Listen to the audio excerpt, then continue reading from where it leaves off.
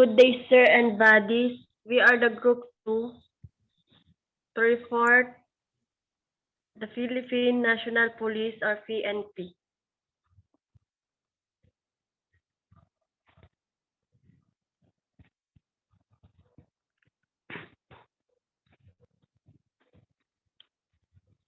I'm Angeline L. Macalintal, the first reporter. The Philippine National Police or PNP is originated from the Philippine Constabulary or the PC, which was inaugurated on August 8, 1901, establishing it as an insular police force under the American regime on August 8, 1975. Presidential Decree number 765 was issued. Next slide. Fact: the central element of the seal is male figure holding a shield and a sword. This is Lapu-Lapu, the legendary ruler of the Mactan Island.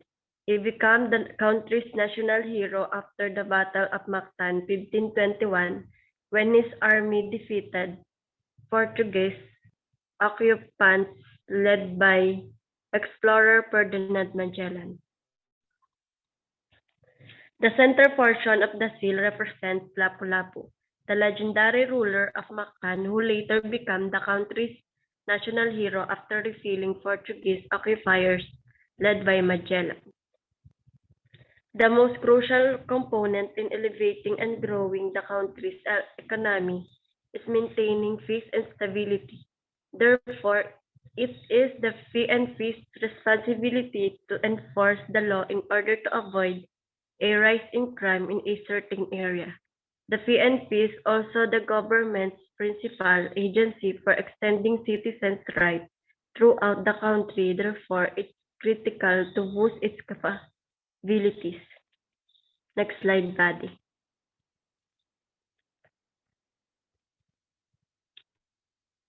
After the People's Revolution in 1986, a new constitution was promulgated providing for a police force which is national in scope of civilian in character. Consequently, Republic Act No. 6975 entitled an act establishing the Philippine National Police under a reorganized Department of the Interior and Local Government DILG was signed into the law on December 30, 1990, which took effect on January 1, 1991. Thus further strengthened the PNP into the highly efficient and competent police force. Republic Act No. 8551 entitled PNP Reform and the Reorganization Act of 1998 was enacted on February 17, 1998. Amending certain provisions of Republic Act No. 6975.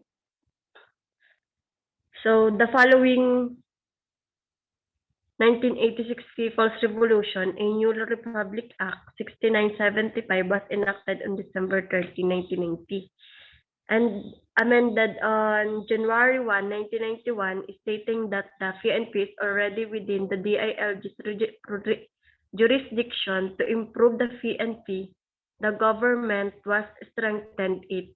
Republic Act 8551, also known as the PNP Reform and Reorganization Act of 1998, was adopted on February 17, 1998, revising certain aspects of Republic Act 6975. Organizational structure. First, relationship of the PNP to the DILG. First one, to Republic Act No. 6975 as amended by Republic Act No. 8551, the PNP in under the administrative control and operational supervision of the National Police Commission. Meanwhile, the NAPOLCON is an attached agency of Department of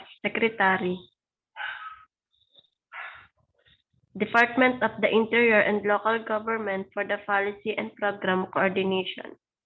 The Secretary of the Interior and Local Government is mandated to be the ex officio chairman of NAPOLCOM. Therefore, the PNP was previously under the National Police Commission or NAPOLCOM, but for whatever reason, NAPOLCOM was later merged with the DILG, and the PNP is now under the DILG. The Secretary of the DILG has been appointed as the NAPOLCOM's ex officio chairman. Next body. Second, the PNP organization structure. In order to accomplish the mission, powers, and function of the PNP, its structure was provided for as follows. The PNP was command group is held by the chief PNP who is vested with the power to command and direct the PNP. He is also assisted by two deputies assigned to the administration of the PNP and one for operations side. So the PNP command group is led by the PNP chief who mobilizes and commands the agency. Two deputy support and the chief PNP, one for administration and the other for operation. Yun lang po yung part ko.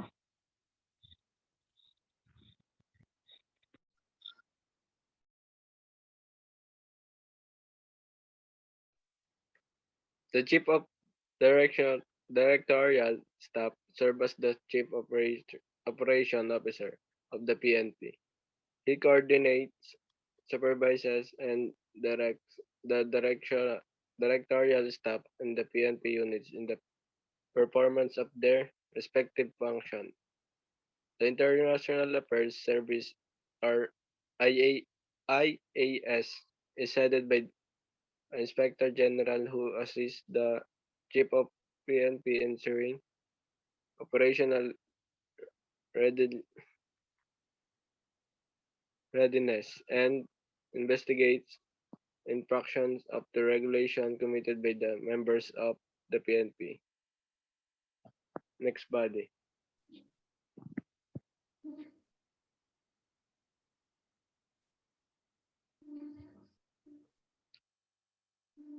The Human Rights Affairs Office, or HRAO, is headed by a senior police commission who serves as a manager of the facility that will supervise the implementation of the guidelines and policies on human rights law. The Center for Police Strategy Management, or CPSM, serves as the central facility of the PNP in coordinating and integrating all strategy management process, sustaining its strategy execution and management, and, and instilling in the organization a culture of strategy focus. Next body.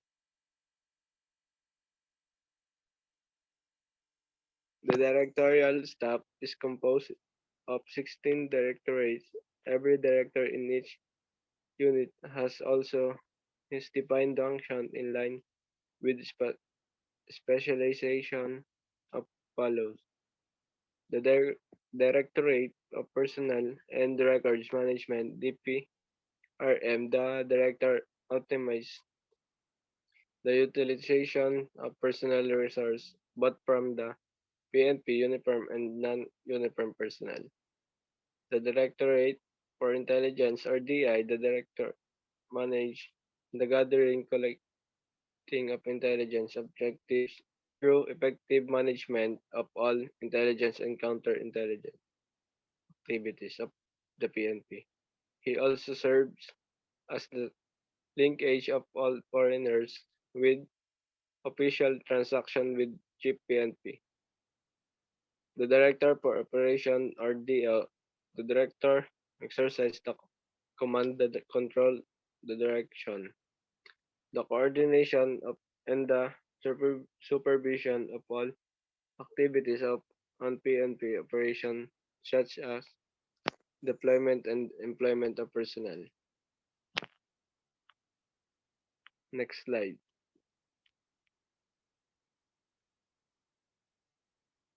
The direct the Directorate for Logistics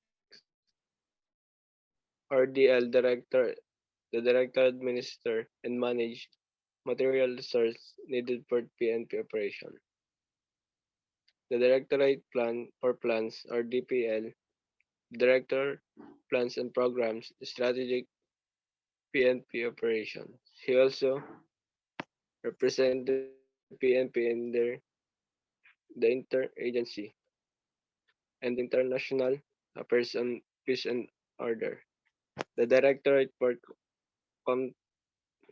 Controllership or DC, the Director administer and manage the fiscal financial resource. The Directorate for Police Community Relations or DPCR, the Director formulates and implements community-related activities, programs, and projects. He also he also supervises the PNP's Sala Police Center to undertake close monitoring, network, and lia- liaisoning activities with the Muslim communities in addressing terrorism and lawless violence in their respective areas to guarantee the Muslims are not discriminated, oppressed, or singled out.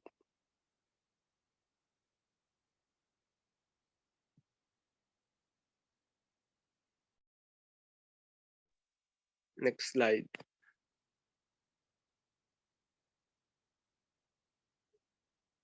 The Directorate for Investigation and Detective Management, or DIDM, the Director coordinates, control, and supervises all investigation activities. The Directorate for Human Resources and Doctrine Development, or THRDD. The Director formulates policies on matters pertaining to human resources and doctrine development. The Directorate for Research and Development, or DRD, the director engaged in research and development and those testing and evaluation to self-reliant projects. The Directorate for Information and Communication Technology Management, or DICTM, the director integrates and standardizes all the PNP information system and resources to further improve the frontline services.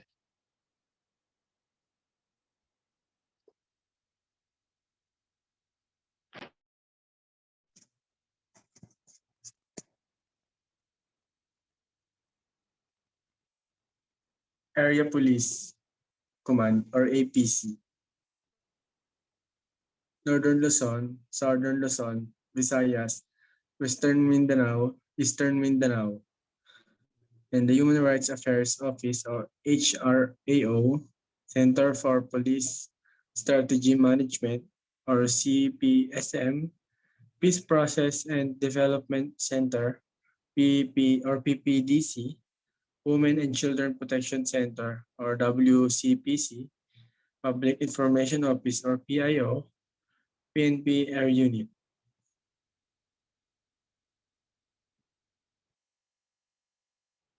There are national there are 23 national support units of the PNP, 11 of which are administrative while 12 are operational in nature.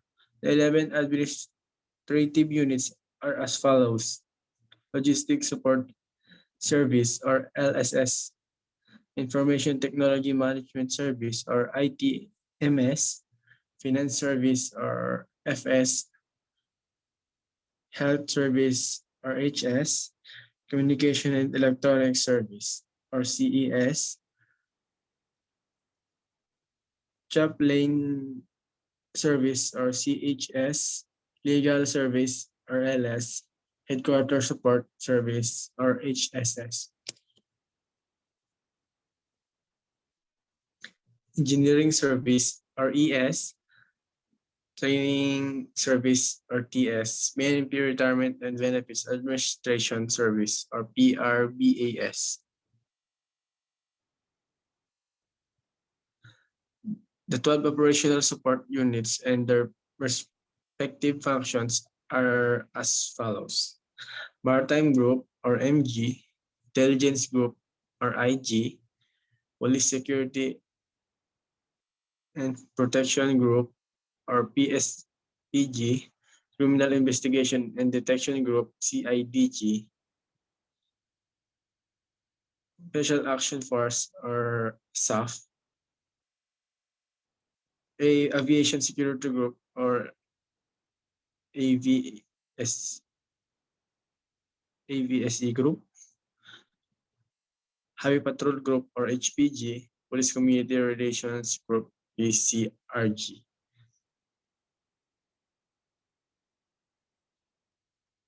Civil Security Group or CSG, Crime Laboratory or CL, PNP Anti-Kidnapping Group, PNP AKJ, PNP Anti-Cybercrime Group or PNP ACG.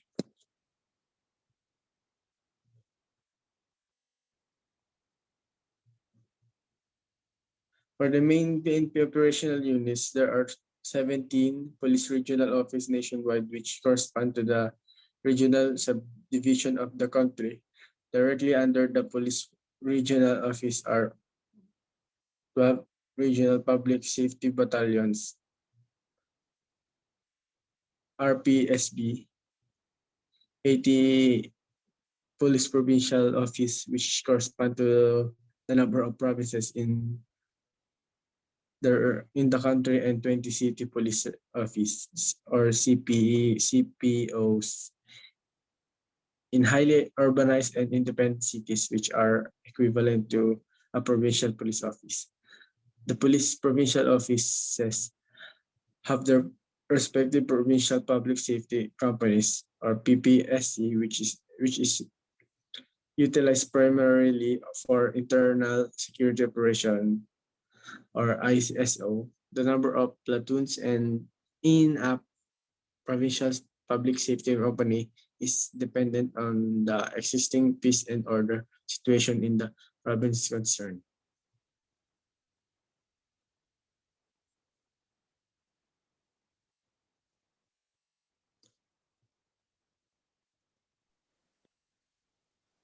Finally, a lot of 1,766 police stations are established nationwide and they are categorized as follows.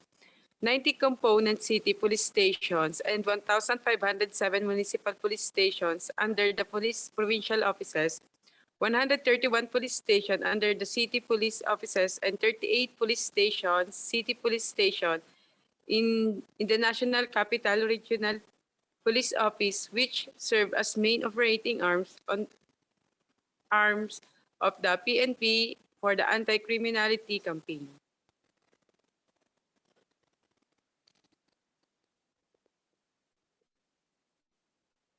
The PNP also has a significant feature in line of its rank classifications. It adopts a different structure and for purposes for attaining a more efficient administration, supervision, and control as compared to the armed forces. These distinct considerations serve as basis for comparison between the ranks of the PNP and ranks or AFP as presented in the table. The PNP rank classifications. For PNP ranks, we have Police Commission Officers, Director General, Deputy Director General. And for AFP ranks, we have Commission Office, General, Lieutenant General.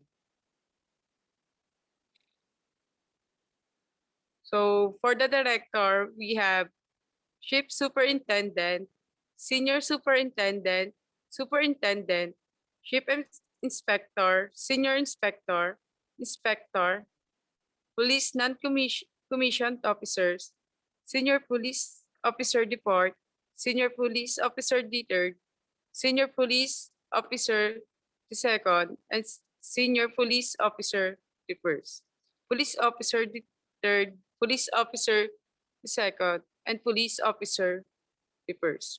For Major General, we have uh, Brigadier General, Colonel, Lieutenant Colonel, Major, Captain, First and Second Lieutenant, non-commissioned officers, Master Sergeant, Technical Sergeant, Staff Sergeant, Sergeant, Corporal, Private First Class, and Private.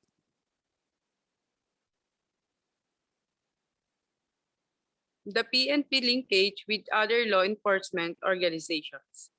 Domestically, PNP is linked with the other law enforcement agency through the National Law Enforcement Coordinating Committee or NALECC.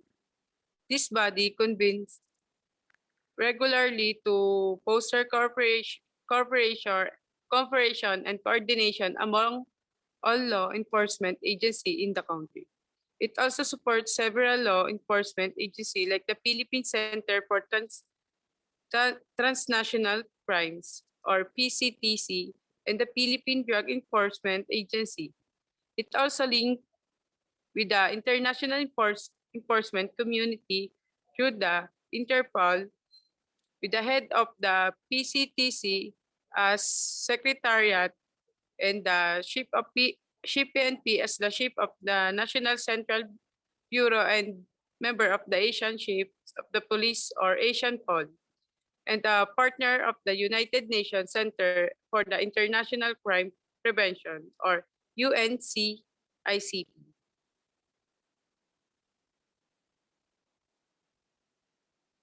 The, the PNP relationship with the AFP.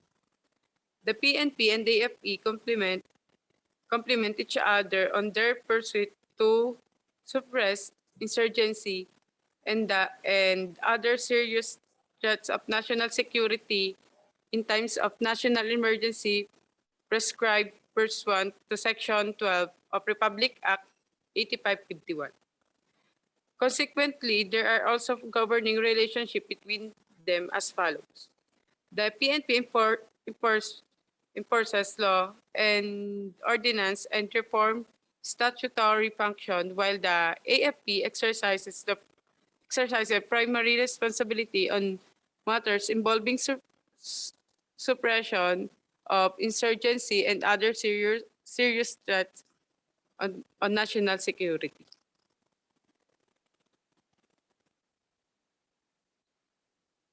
The PNP provides assistance to the AFP in insurgency affected areas, while the AFP is also responsible for the integrated territorial defense system. The PNP assists the AFP the dis- dispositive action on arrested, captured, and surrendered insurgent within the prescribed reglementary period.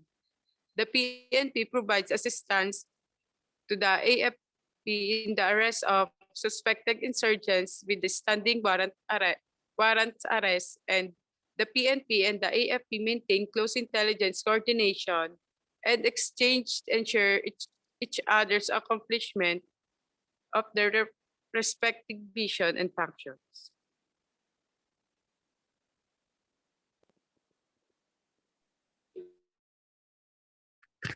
PNP motto: to serve and protect, honor and justice.